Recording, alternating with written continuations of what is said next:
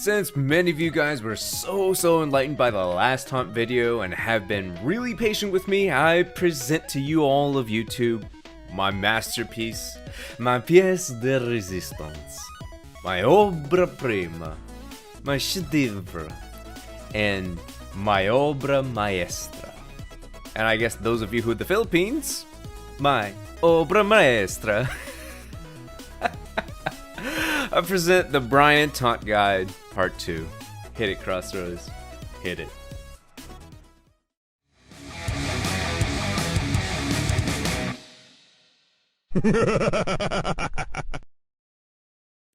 Hello, I'm Peter, and we're here to make progress, not perfection.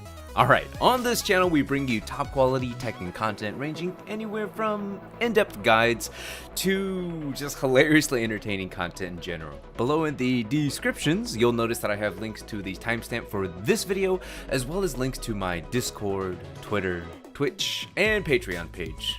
If you're new here and you like what you see, consider subscribing, and hey, if you feel like donating, head on over to the Patreon page. And now let's get to today's topic. This video is an intermediate Bryan guide where we're going to talk about Bryan's taunt follow-ups and taunt setups. So, if you don't already know the basics of Bryan's taunt, check the video up there. Right there I have a card for the last video that I did on Bryan's taunt, but for this one, we're going to do follow-ups and setups. Let's go.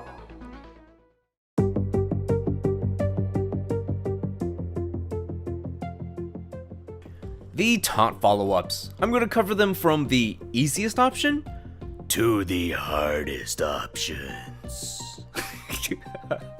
If you notice anything missing, stay away from them. They either are impractical or have some hidden pitfalls. We'll start with the easiest options, which have some wiggle room for error. Then the medium follow-up difficulty options, which only have about 2 frames of wiggle room. And then we finally will get to the hard follow-ups, which have 0 room for error. Okay? 0 room for error. Taunt 1-4. This is a super easy. This is the taunt option for noobs. While only dealing 21 points of damage, it does the job of closing out rounds and getting some plus frames. Since you're watching this guide, I'm assuming you already have the basics down with Bryan and understand how to work with +4 frames of advantage. Taunt 4-3, a very easy option. Taunt 4-3 is the next progression and does the most damage out of all the easy taunt options at 27 points of damage. However, what it gains in damage, it loses in frames of advantage, ending at +2 instead of the +4 that 1-4 does. So be careful about pressing the advantage too much after landing this. Taunt down forward 2-1. This is an easy option. The last of the easy options is down forward 2-1, and it is the middle of the ground between the first two, which is Taunt 1-4 and Taunt 4-3. This option deals 2 more damage than Taunt 1-4, but still keeps the +4 frames of advantage that Taunt 4-3 loses. Use this option when you want something in between a Taunt 1-4 and a Taunt 4-3. Taunt forward 2-1-4. Many Bryan players will immediately, by the way, all of these options I'm about to list are going to be medium level taunt options, so medium level difficulty. Now, many players will immediately feel it dropping consistency when transitioning from an easy to a medium level taunt option, so expect a learning curve. Expect a learning curve, guys. The first medium taunt option is Taunt forward 2-1-4, and it is the most damaging medium taunt option out in the open, raking in 42 points of damage. This is chunky. And if you thought that was good, at the wall, we're guaranteed a down 4 for this option, which bumps the damage even higher to 52 points of damage. However, if messed up, Taunt forward 2-1-4 does put us at -13, which can be moderately punished. Taunt down forward 1-1-1-1-2. Because Taunt forward 214 is challenging to execute and can be moderately punished. Taunt down forward 11112 is a solid alternative that loses out on some damage in exchange for being less punishable, because each iteration of the down forward 1 is only -10. And because of this, we're really not going to be punished too hard, 10 frame punish versus -13 frame punish. So consider using this as a safer option to close out a round, or if you're still getting used to the medium level taunt options, use this. Taunt down back 1+2. To round out the last of all the medium taunt options, we have Taunt down back 1+2. Taunt down back 1+2 breaks walls and allows for some ridiculous damaging combos in the process. It does less damage, however, than Taunt forward 214 out in the open, and is equally as difficult to time, but it breaks walls. So use this option if the opponent has their back to a breakable wall. Taunt back 4. This is a hard option. Now for the next jump to the big boy territory, and if you felt transitioning from the easy to the medium taunt options was hard, prepare your anus. Prepare your anus. Taunt back 4 is a just frame follow-up. So the back and the 4 input need to be placed at the exact same time on the exact same frame that taunt lands. There is no room for error, and this taunt follow-up yields the best wall combo damage, hands down. Out in the open, it really doesn't lead to much other than a guaranteed Mach Punch, if you can land it. But Taunt back 4 is the first of the hard options that Bryan has for taunt. Taunt forward back 2, or the infamous Taunt jet upper. This is the final form of any Bryan player. This is where Super Saiyans, this is where Jimmy J Trans are made. The Taunt jet upper. If Taunt back 4 is hard for you, then Taunt jet upper is gonna be fucking impossible. This is the bad boy of all taunt options because it is a triple just frame, meaning there is absolutely no room for error. Which is fair because this attack is basically an unblockable launcher if performed properly. I won't go into detail on how to master this technique because it's so time consuming and I don't have enough time in this video to cover it, but stay tuned for later videos. If you have mastered this technique enough to land it consistently, make sure to use it over and over and above all other options. That's all I have to say about this. But wait, it appears I have left out an option. Hey Peter, what about Taunt 2-3? What about Taunt 2-3? Taunt 2-3 does more damage than Taunt 1-4. And Taunt 2-3 is an easy taunt option, and it gives +6 frames on hit. Why didn't you talk about this? Well, to be honest, we should stay away from Taunt 2-3 at all costs because of this reason right here. Yep. Even if Taunt hits, the 2-3 might not land as a natural combo. The reason for this is Bryan's 2 jab has really bad range. I've seen many times where the taunt lands and the 2 just whiffs. So therefore the 3 can be blocked. And before you all start commenting that I'm only showing it on small hurtbox characters, here's some examples of it missing on regular hurtbox characters. Yep, regular hurtbox characters. And oh, yeah, by the way, here is it again on some big hurtbox characters. See this shit right here? See this shit right here? Shit's inconsistent, man. It's inconsistent.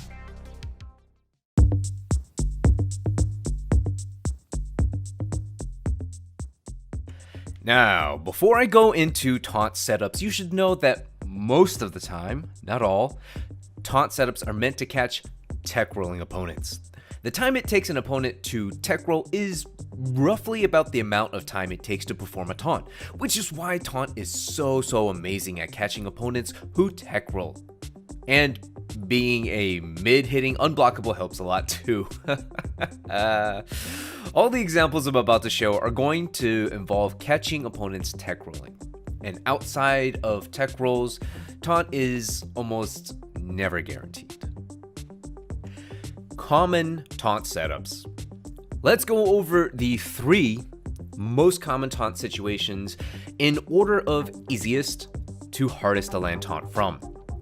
First up, we have the standard wall Oki. Remember this video? So what exactly is it about these combos that make it so good for Oki? Well, as many of you Bryan players already know, after one of these Oki wall combos, you can taunt and use it to catch tech rolls and deal massive amounts of damage. Well guys, for better or for worse, this is the easiest place to land taunt. After landing a wall combo ending with a down back 1+2, we can easily land a taunt to catch tech rolls. This is where the majority of our taunt setups will happen. 3+4 and down forward 2-3. Out in the open, away from walls, it is fairly hard to catch tech rolls, but one of the few places where we can is after landing 3+4 or down forward 2-3 on regular hit. These moves have a crumple knockdown, which gives us enough time to run into the opponent and catch a tech roll with a taunt. Do note that this timing is difficult and does need to be practiced. If the run is performed too slowly or the taunt is not timed correctly, the opponent can tech roll and backdash away out of the taunt attempt. Quarter circle forward 3-4. Now, it is incredibly rare to land a taunt setup after any move without knocking the opponent down. But with quarter circle forward 3-4, where the second hit lands as a counter hit, it makes it possible where the opponent is forced to get up at a set time. Out in the open, we will need to do a very deep dash into a very specifically timed taunt. This is fucking hard as hell to do properly. If the timing isn't perfect, then the opponent can just backdash away from the pressure of the taunt. However, if the opponent does happen to be up against the wall, the opponent is unable to backdash away. Well, because there's a fucking wall behind them. And then this suddenly becomes very easy to set up.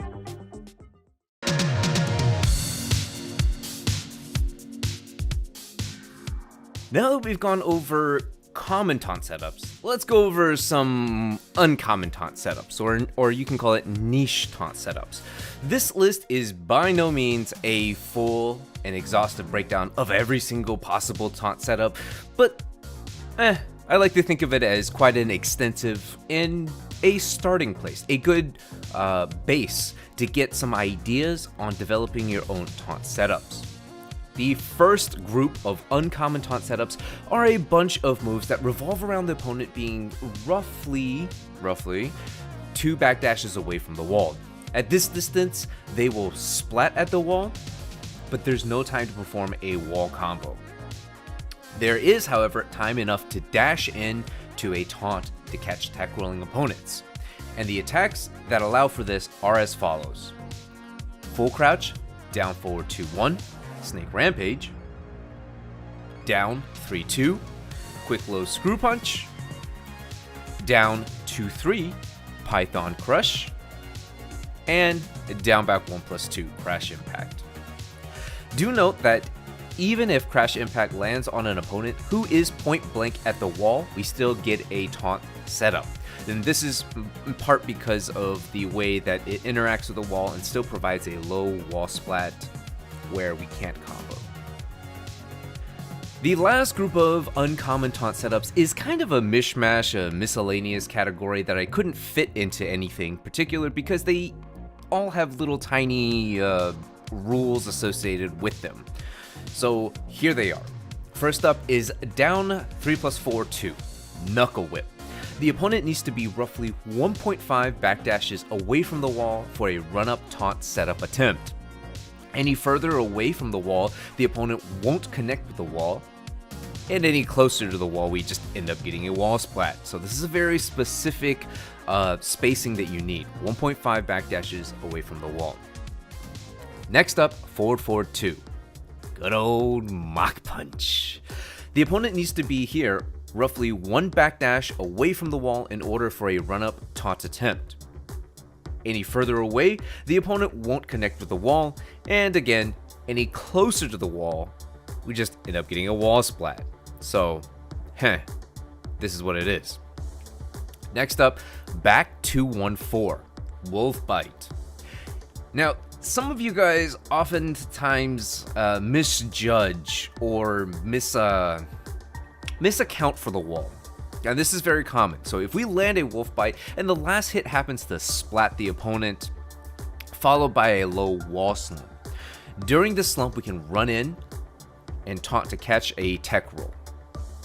And the last one up, and we've already seen this move, quarter circle forward 3-4, but this time we're landing it as the first hit as a counter hit. If we land double knees where the first hit is a counter hit, then the opponent's back, with the opponent's back directly at the wall, we can get another low wall slump taunt setup. The timing is a little bit tricky. If we buffer the triple taunt a little too early, what ends up happening is we miss and we don't get the taunt. We need to delay the input slightly, just a little bit, to ensure that it tracks to the opponent.